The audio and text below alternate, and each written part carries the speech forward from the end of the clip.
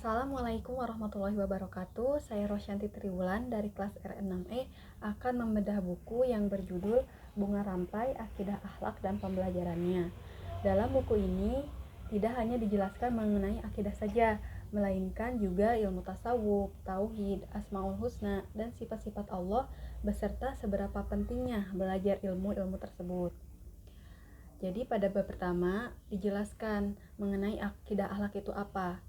Jadi akidah akhlak ialah kepercayaan seseorang yang menjadi landasan dalam melakukan tindakan. Pentingnya belajar akidah yaitu kita bisa memperoleh petunjuk hidup yang benar, terbebas dari kemusyrikan, dan masih banyak lagi. Lalu di bab selanjutnya dijelaskan pula mengenai ilmu tauhid. Ilmu tauhid ialah ilmu yang membicarakan tentang persoalan keesaan Allah dan perkara-perkara yang berkaitan dengannya. Tauhid adalah kewajiban yang paling utama karena bagi tiap muslim, langkah utama untuk masuk ke dalam pintu gerbang kebaikan dan menjalankan syariat-syariat Islam adalah dengan bertauhid kepada Allah Subhanahu wa taala. Lalu selanjutnya ada tasawuf. Tasawuf merupakan upaya melatih jiwa dengan berbagai kegiatan yang dapat membebaskan dirinya dari pengaruh kehidupan dunia, sehingga tercermin akhlak yang mulia dan senantiasa akan dekat kepada Allah Subhanahu wa taala. Dengan ilmu tasawuf ini kita juga bisa mengamalkan sifat-sifat ketuhanan di muka bumi, lebih mendekatkan diri kepada Allah Subhanahu wa taala dengan cara melaksanakan segala perintahnya dan menjauhi segala larangan-larangan Allah Subhanahu wa taala. Kemudian di bab selanjutnya ada penjelasan mengenai Asmaul Husna, yaitu nama-nama Allah yang terdapat keagungan dan kemuliaan. Di dalamnya ada beberapa keutamaan ketika kita mendalami ilmu Asmaul Husna, yaitu yang pertama, ilmu mempelajari nama-nama Allah merupakan ilmu yang paling mulia dan paling agung.